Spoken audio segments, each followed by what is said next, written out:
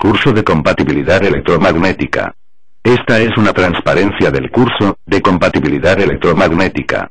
El curso completo consta de varios vídeos de aproximadamente 1 hora de duración cada uno. Para más información visite la web www.neatmc.com. Es una slide muy densa, ya que trata de resumir en una sola imagen, lo que corresponde a un training de bastantes horas. De todas formas nos ayudará a concienciarnos de que el ruido es desigual, y se produce por distintos motivos. A la hora de solucionar problemas este conocimiento es importante. El crosstalk se define como el acoplo no intencionado de una señal sobre otra. La señal interferente se llama señal agresora y la señal interferida se llama señal víctima. El crosstalk tiene 3 mecanismos de interferir una señal con otra, y reciben los nombres de crosstalk inductivo, crosstalk capacitivo y crosstalk de impedancia común. El crosstalk inductivo lo producen las variaciones de corriente debidas a la señal que circula por la pista agresora, cuyas líneas de campo magnético interfieren a la señal que circula por la línea víctima. La inductancia mutua entre las líneas es la culpable de acoplo. En consecuencia, hay que actuar para poder reducir esa inductancia mutua o reducir el campo magnético producido en la línea agresora. El crosstalk capacitivo es la consecuencia de las variaciones de tensión en la línea agresora. Debido a la capacidad parásita entre ambas líneas, esas variaciones de tensión inyectan ruido a la pista víctima. La solución consiste en minimizar esta capacidad o intentar reducir las variaciones de tensión en la pista agresora. El crosstalk de impedancia común es la última modalidad. Se produce cuando la corriente de 2 circuitos distintos recorre una impedancia común. Esta impedancia generalmente es el retorno de masa. Cualquier corriente en la masa produce alguna caída de tensión. Si 2 circuitos comparten el mismo camino de retorno y la impedancia de este camino es elevada, las caídas de tensión de cada uno de los circuitos afectarán al otro, interfiriendo de esta manera ambas señales. A medida que las señales incrementan su velocidad, empieza a hacer su aparición un fenómeno llamado ground bounce. Este efecto consiste en una distorsión de las señales generadas por los circuitos integrados digitales, microprocesadores o drivers, debido a la inductancia parásita de los pines de alimentación y las cargas capacitivas que encuentran estas señales de salida. Ya que el problema fundamental reside en la conexión interna del circuito integrado, poco podemos hacer desde el exterior.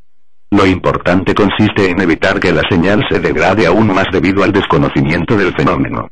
Hay que evitar poner condensadores en las salidas de los circuitos digitales y mejorar todo lo posible los desacoplos de estos integrados, para evitar que este tipo de ruido se propague hacia los planos de alimentación.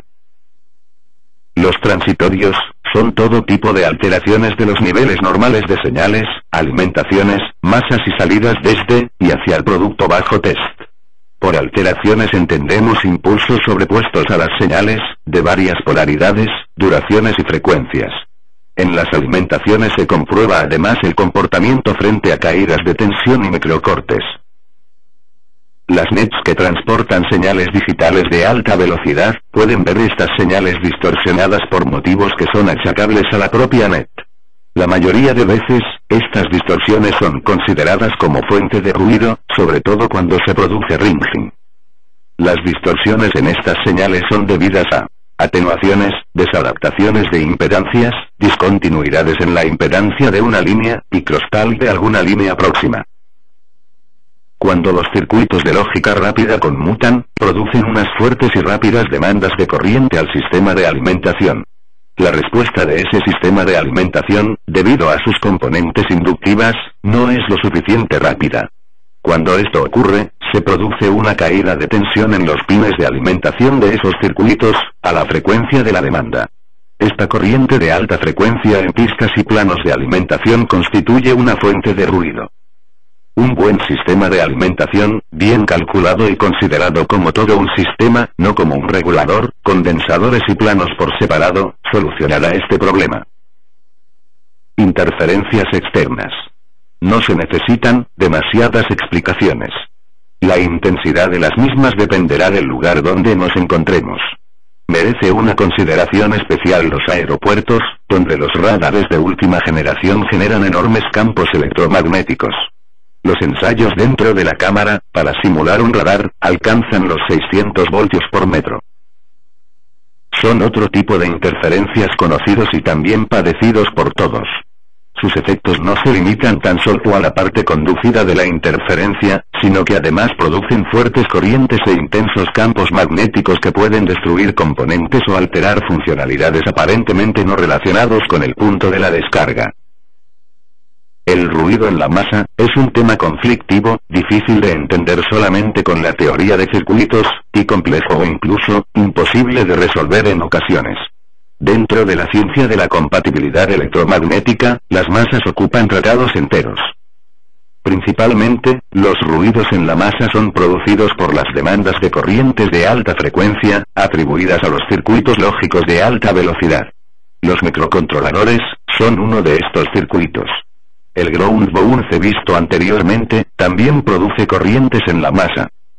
La masa sin duda es la estructura más crítica y que más efectos adversos crea. Si la masa no es un plano sólido y continuo, su impedancia aumenta y en consecuencia, aumenta su ruido. Si un plano o una pista de alimentación tienen ruido, siempre podremos desacoplarlos a masa. Es decir, siempre los podremos dejar al mismo nivel de ruido que tiene la masa. La masa no podemos desacoplarla a ningún sitio, ya que ella misma es la referencia. Este ruido recibe también muchos más nombres, pero se basa en los mismos principios.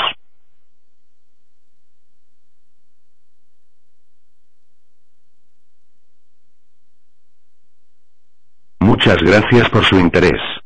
Tiene usted más información en mi blog y en mi web, que aparecen en pantalla.